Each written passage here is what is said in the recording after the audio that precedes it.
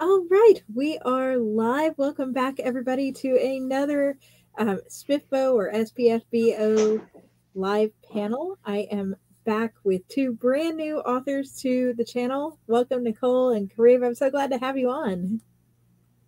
Yeah, thank you so much, Catherine, for arranging this. I must say this is a first. Usually in a SPFBO, there are interviews that are done, online and written. But this is, I think, the first time that someone decides to make episodes with live, that we can see each other. And it is always nice, to connect the avatar picture you see on Facebook and Twitter with a real voice and real face. So this is really nice. Yeah. Exactly what he said. Yeah, it's so nice. Really, you guys are representing the very first panel from the Before We Go blog authors. And for those who are new and haven't been following the panels, welcome. SPFBO is a contest where 300 authors submit a book to Mark Lawrence's competition for fantasy authors. It's called the Self-Published Fantasy Blog Off. Those 300 books are split among 10 bloggers, so 30 books apiece. And Before We Go is one of those 10 blogs. So all these panels have been introducing different authors who have different books in those different blogs. And the bloggers have the fun part of reading these books, reviewing these books, deciding which ones from the amazing competition this year that they're going to put forward to the next phase. And we got AF on. Hey, we got so many. Oh, it's my pleasure. We got so many people on. If you're watching live, feel free to drop questions in the chat and we can pull them up on the screen.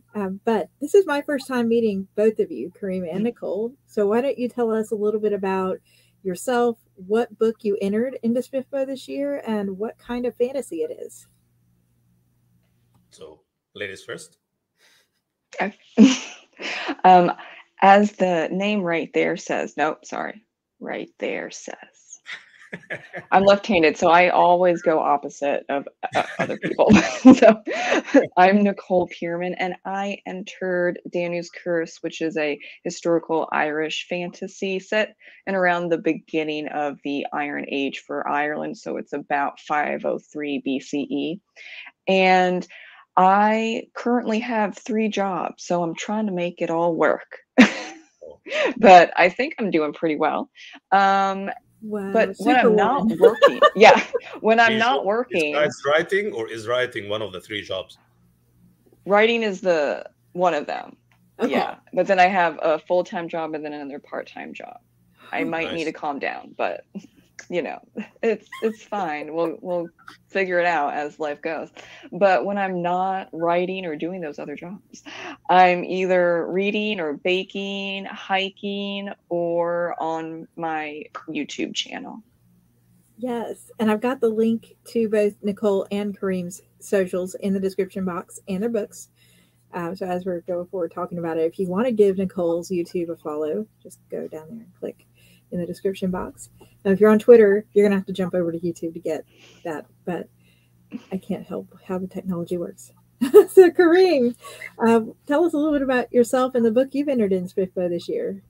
So I'm Kareem Suleiman. I am simply a guy from Egypt who loves to write and read epic fantasy.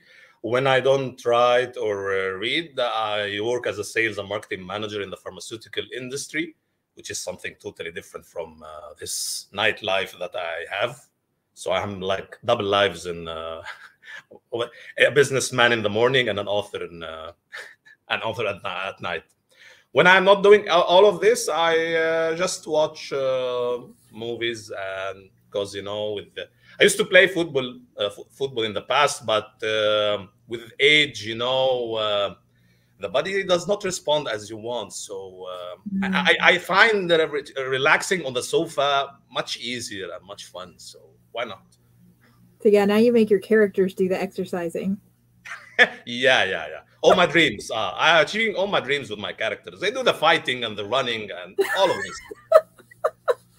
I was just thinking this morning about if somebody did a YouTube series as an author and it was like following my characters' journey for a week and see how many of us would actually make it for a week with what we put our characters through. just a lot, especially for epics.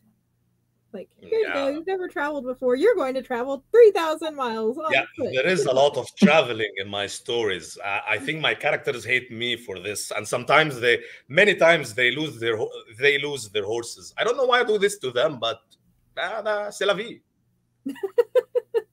Yes, and I'm not in the Before We Go blog. I'm actually in the Fantasy Book Critics blog with The Violet Twist of Fate this year.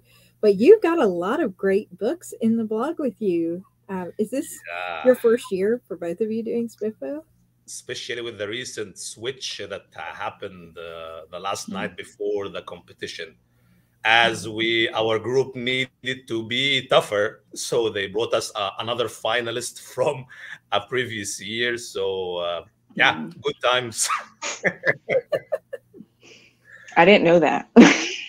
Surprise. You heard it sometimes first, in Egypt we say sometimes ignorance is a blessing. So be my guest. Yes. Yeah, I'm just going with the flow. I'm not on Twitter or anything like that. So I get random snippets of stuff, but I know I'm not getting everything, or maybe I might be getting like 20% of the news, which yes, that could be really helpful, I think, for just like an emotional state instead of being so nervous. I'm just really just clicking the Zach's blog, and I'm just checking to see if my book's there. Oh, it's there. Okay, I'm done. I need to go back to work. It's better than when I was on Twitter a long time ago. I don't think I would be getting sleep. There's a lot going on Twitter. I'm not usually a Twitter user. Most of my readers are more on the Instagram platform, but this has been amazing. And we're streaming live on Twitter. So hi, people watching on Twitter. It's been really amazing to connect with readers and writers in the Twitter community through SPFBO this year. It's been a lot. I just have a little piece of advice regarding Twitter, because this is something that I regret when I was in SPFBO 2 years ago, that I had an account like I created like 10 years ago, but it was dead. And I wasn't active until until like last year or something. And I was reflecting like a few weeks back because I was a SPFBO semi-finalist at that time. So I really wonder, what did I miss for my absence on Twitter there? Because the writers community, the indies community in particular, is really active there, and I have met so many amazing people and fellow authors on Twitter. So now is the time. That's my advice. Yeah. Nicole, is this your first year? I know Kareem just said that you've done it before. No, this is my first year. I have I was thinking of putting out my third book, but it's too light on fantasy. All she does is she sees into the future, and I don't think that would go anywhere, because it's just compared to all the others, it's just not magical enough. So I decided not to even try. But this year with Daniel's Curse makes more sense. Gorgeous cover, by the way. I saw it. Well, thank you. Thank you. There's a lot of beautiful covers in it. I could not choose. You know, when they did like the cover design voting contest? I was like boop boop boop boop. Okay, just all of them. I couldn't do it. I picked more than one. I was like, I love this one, but I also love this one. And when I first went in, I was like, okay, I'm gonna pick my favorite from each blog's nominated ones. And then I was like, oh. Can't do it. You can't. No. So what was your experience with the submissions this year? Because they closed super fast in under an hour compared to over 9 hours last year. And we've had a range on here from people who were so chill, they had it up, they just uploaded it and they went about their day, to people who were like trying to drive to work and doing it on the phone and like, I need to pull over and submit this form. So where did you guys fall? For me, I simply took the day off. But I didn't imagine it would feel like in 40 minutes. This was insane. 2 years ago, it like filled in like 24 hours or less. I was outside when the submission started, and I was started panicking when the slots started to filling up. And I was like telling my wife and the kids, we have to go back now. We have to go back because there's something very important that I need to do. But this year, that was not a possibility. 40 minutes. So this is insane. And you got the time difference too, right? It wasn't bad for me. It was like 3 p.m. I had all my files in a folder. I call a SPFBO package with the file, with the cover, and the everything, and even the links on a single Word document. Just copy and paste, and voila. Yeah. How about you, Nicole? What was your experience like? I woke up at 5 a.m. No, sorry. I woke up 4:50 a.m. or something like that. And then I ran upstairs to my office and I just sat there like, one more minute. And then, so I like right at 5 a.m. whenever it opened my time, it took like 2 minutes, I think. I don't even know. It's I was not very present, but I was present enough that I know that I got everything in. Of course, hi, here we are. But like also you get an adrenaline jump, and so it's a little hazy. But yeah, it took like 2 minutes or less, and then I went back to sleep for 2.5 hours, I think. And then I jumped back on because I work from home. And right before logging into work, I checked and I was like, it closed that fast. I'm glad that I woke up because I was debating not waking up. Because last year it took 9 hours. Oh, well, it's maybe it'll take 5, but an extra 2 hours isn't going to, I'm glad that I woke up. Yes. Hey, Steve. Steve was on our panel, the one right before this at 11. Yeah, I watched that episode. Yeah. For me, I think I probably would have slept because I was working that night. So I got off at 3:30 in the morning, got done with my edits, and went to bed for like 2.5 hours. And I would have probably slept longer, except that I had made a commitment to tune in to Andrew D. Meredith's kickoff for SPFBO this year. So I signed in and I was like, okay, I've got all my tabs open. I'm ready to go. But there was that adrenaline rush right there at the end. It's like, am I doing this fast enough? Is this ready? I actually uploaded all of my book files into Google Drive first so that if something happened, I'd have it backed up in Google Drive. I was like, I'm not going to miss out. I wonder how long it will take next year. Like 5 minutes? I'm scared to find out. I'm scared. If you're watching and you're like, oh, I might want to do that. Yes, please come do it, but be ready to do it at the very beginning. Who knows how fast it's going to go. Yeah, so you both work day jobs. We were talking about earlier. Do your coworkers know that you've written books? Do they know about SPFBO? A very few no. Because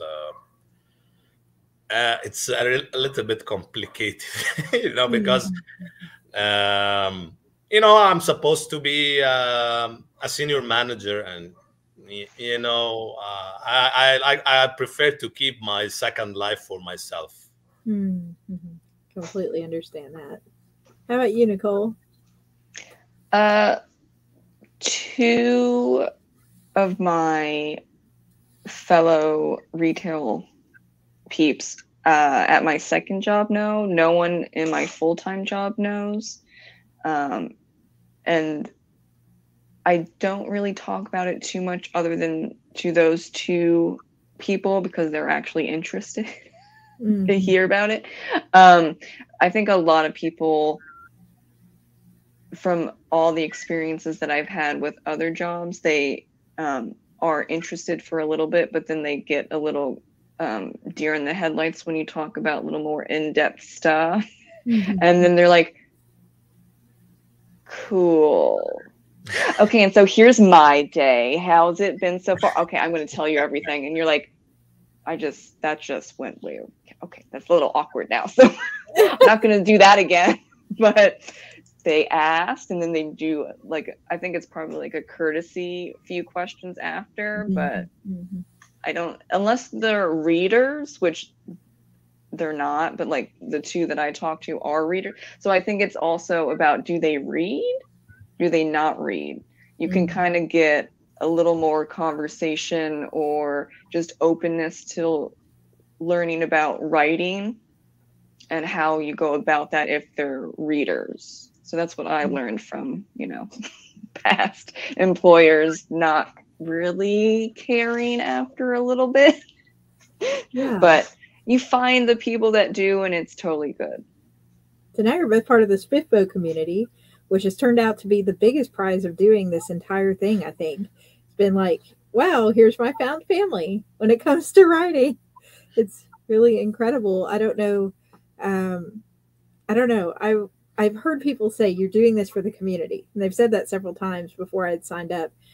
And when I signed up, I guess I had in my head, this was going to be like any other book contest. I'm going to submit my book, and then I'm not going to hear anything for however many months. And then I'm going to sign in and see if I won or not. Like, no, I was not expecting all the uplifting, encouraging, exciting, like even with roasts on things that aren't everybody's cup of tea, like S.W. Hannah doing your first sentence roasts on Twitter, or first chapter roasts, all anonymous. So you don't know which book it is, but like, he started something. It's like, you know, I think it's all really good fun. And yeah. But for all of these panels, we have been doing a for fun question about the books. It's not been spoiler filled at all, so you don't have to leave the video if you're watching and you want to read the books.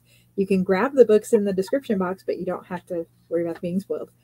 We've talked about villains. We talked about protagonists. We talked about pets. We talked about food earlier on Steve's panel, I believe. I've done so many panels for the last 2 days that they're all running together in my head. But on yours, we're going to talk about holidays and what one holiday you feel would be the biggest in your book's world, if it is, or if it is not there, what you think it could be sort of related to. And does a holiday appear in your story? You don't have to give us spoilers for the plot, but we're going to just talk a little bit about holidays. You want to go first, Nicole?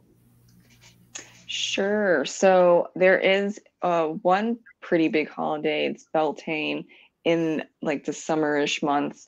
And so there's not a lot of information of what that would look like in Iron Age Ireland. So I kind of had to do what I could with the information that's out there. So it might or might not be true.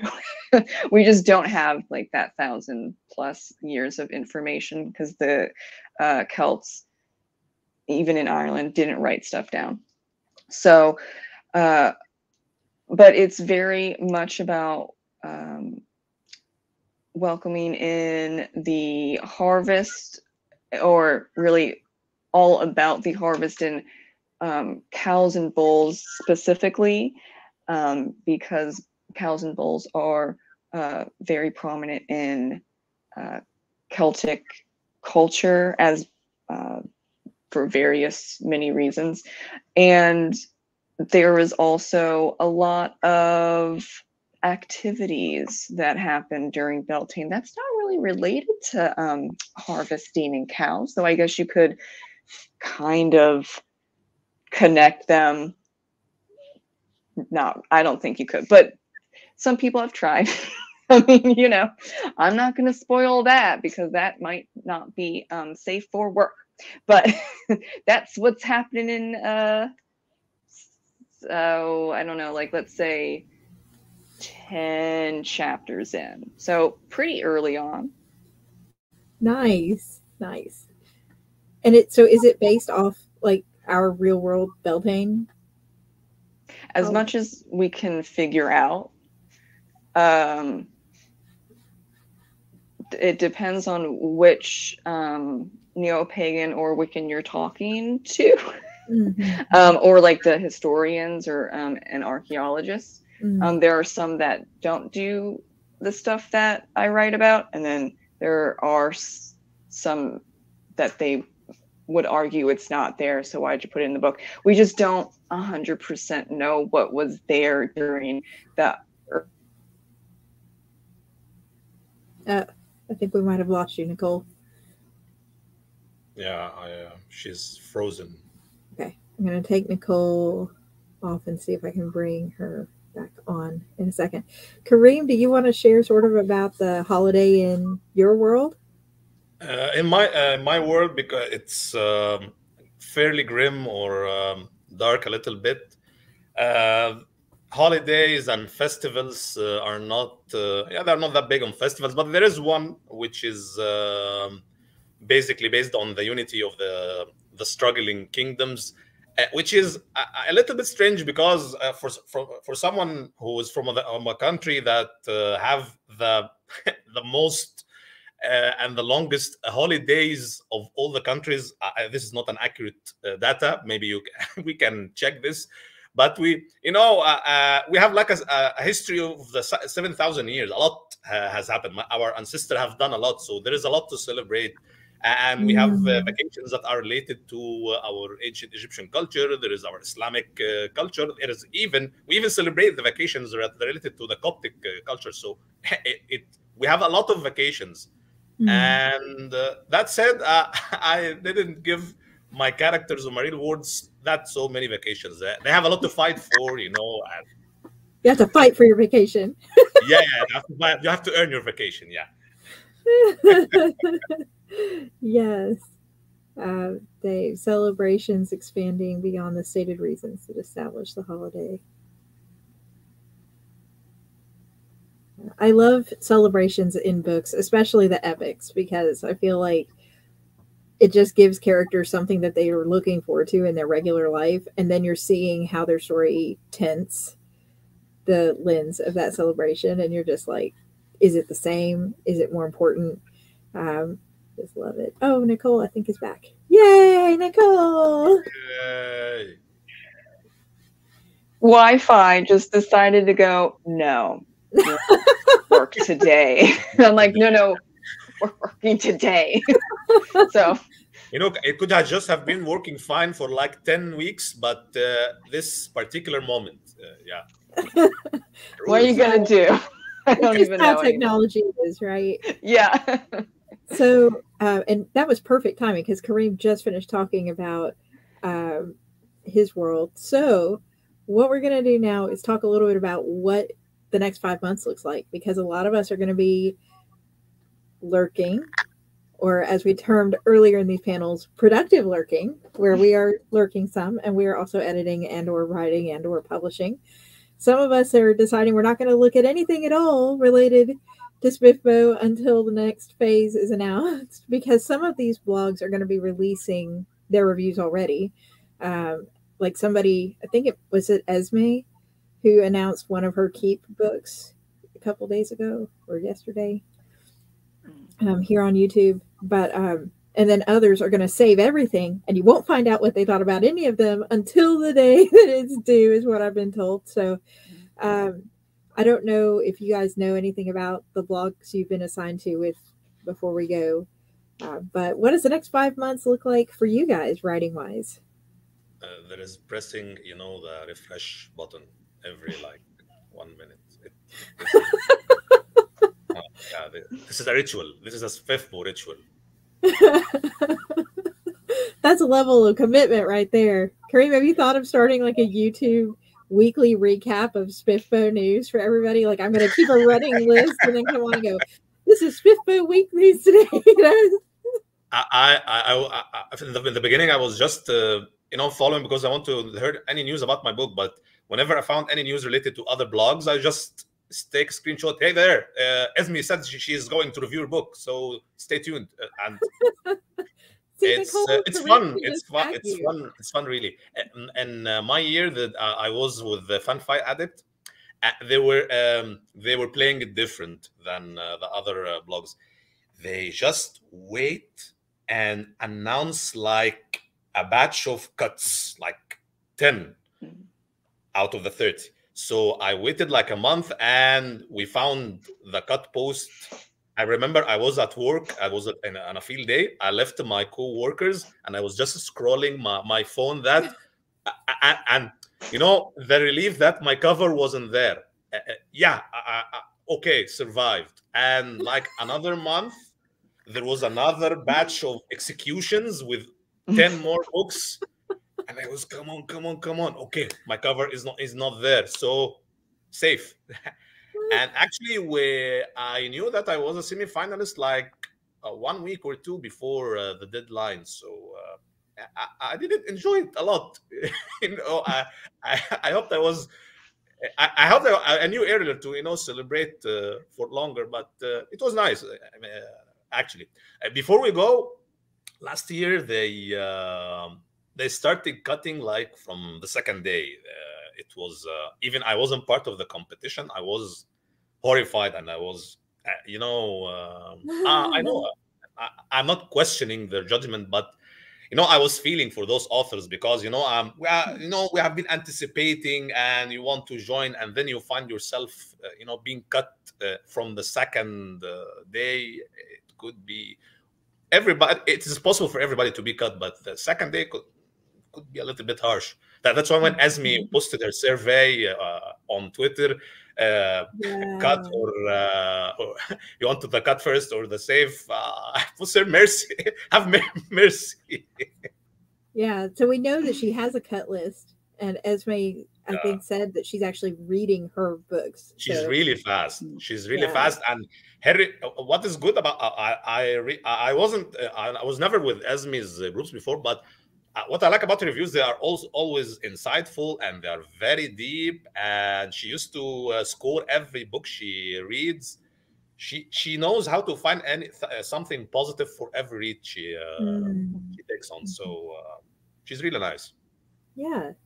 So, Nicole, next 5 months, what are you going to be doing? I know you're not going to be on Twitter hitting refresh every 5 seconds. Yeah. Well, I'll probably jump into the Facebook group at least once a day. I do have to be careful. This is with like checking like my ad campaign for Amazon and my KDP reports, and just like checking because I have OCD, so I can't check because that could become a compulsion, and we're not going down that road. Yeah. I don't need more. You're not alone. So I have to. OCD buddies here. Yeah, so I'll have to probably make it into like a routine where I'll check the group and just like scroll a little bit. I'm like, okay, I'm good. And then jump into like my royalties for the morning and just add it into the routine that I have, so I don't go, cuckoo for Cocoa Puffs, because I've done it before and that takes a lot to rein back in. And also I am going to have my urban fantasy book published hopefully by July. So I think that's really going to help. Yes, that's going to help a lot with, focusing in on, something other than the contest, because at this point it is what it is. And I learned not just from therapy for OCD, but for just practicing mindfulness for a really long time. You just need to let go of things you can't control. And I stressed for a long time, stressed myself out so much over things I can't control. I'm just gonna let it go. It's gonna be hard. It's gonna be hard. I mean, I totally get it, but for myself, I'm just gonna ride the wave. We're gonna have a fun time. It's on an adventure. We're gonna hang out with people. We're gonna do stuff like this, and I hope to get as far as possible. But already, it's been a really great time. Even though I can't spend a lot of time because of the 3 jobs. But I'm trying to get in and we're just having a fun moment. That's what it's worth. Thank you for sharing so openly about that too. It doesn't end with the 5 months. I don't consider SPFBO as just a contest. It's an event. It's a community, you know. So even after my competition officially ended in August 2021, I continued, you know, and met new people continuously. And that's why I was recommending Twitter, because it helps you discover more people and more people to discover you, unlike Facebook. So SPFBO is not just a contest that either you win or lose, and that's it. Yeah, absolutely. So I wish you both the absolute best of luck. I think this is going to be a really exciting year. There are so many good books, so many good authors. My TBR mountain is collapsing, and it's all good.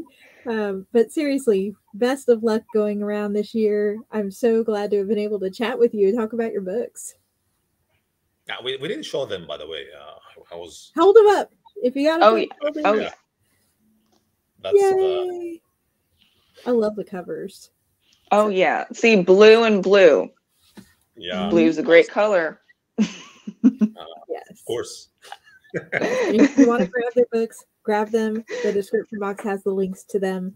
And it also has a link to Mark's blog where you can follow all the SPFBO updates. The Before We Go blogs link is there too, if you're interested in this specific blog and whether they really do start cutting people so early this year or not. But I will be back tomorrow with some more live chats, and I'm going to sign on tonight to do a special excerpt read live from my book. But because I don't like to be the only one who's reading, at the end of this month, we are going to be doing the Summer Blitz that is annual. And this year we have some SPFBO authors who are going to come read excerpts from their books live. So you can subscribe to catch all of that too. Thank you so much, everybody. Have a great day. Thank you so much, Katherine. Thank you so much. And it's a pleasure to meet you, Nicole. I think we lost.